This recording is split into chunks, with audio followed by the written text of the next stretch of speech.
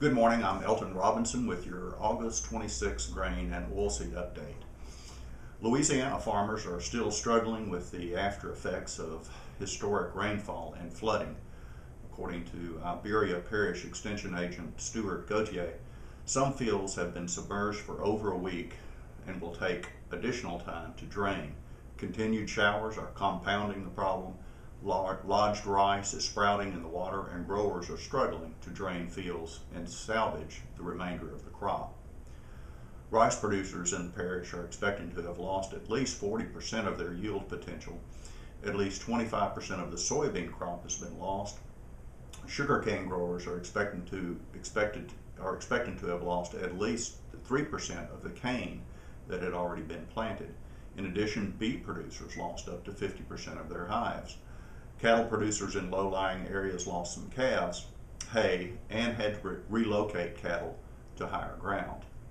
The final impacts of this devastating flood probably won't be known for a few weeks, but no doubt farmers there have had some very tough weeks so far this month.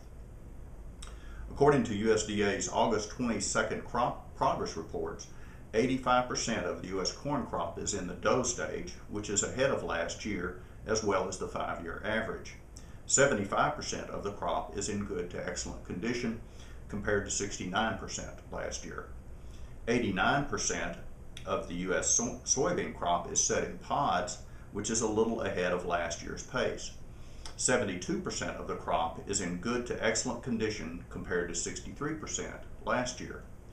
In the 8 major peanut producing states, 67% of the crop is listed in good to excellent condition, while 65% of the U.S. grain sorghum crop is listed in those categories.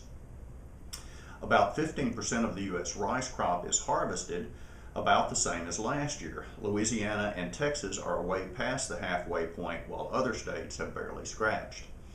61% of the crop is listed in good to excellent condition. 65% of the U.S. spring wheat crop is harvested compared to a 5-year average of 46%.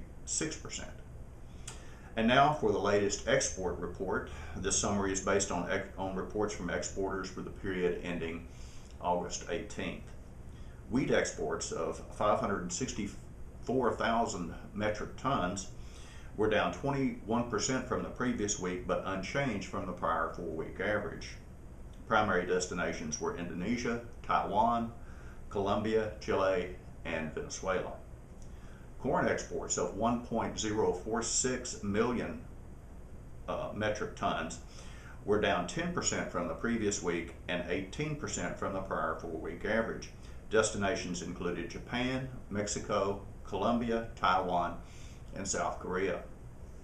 With China out of the market for the week, grain sorghum exports of 2,300 metric tons were down 97% from the previous week and 99% from the prior 4-week average.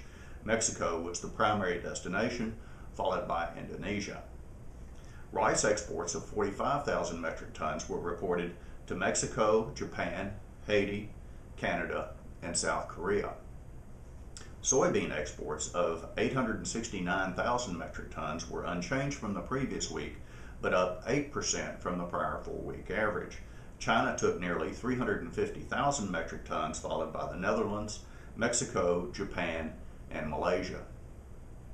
Soybean meal exports of 128,400 metric tons were down 5% from the previous week and 21% from the prior 4-week average, while soybean oil exports of almost 11,000 metric tons were up 79% from the previous week, but down 48% from the prior 4-week average.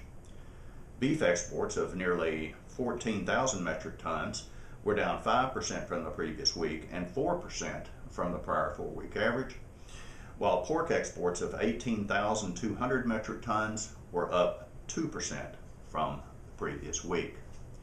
Well, that's it for this week's report. I'm Elton Robinson. See you next time.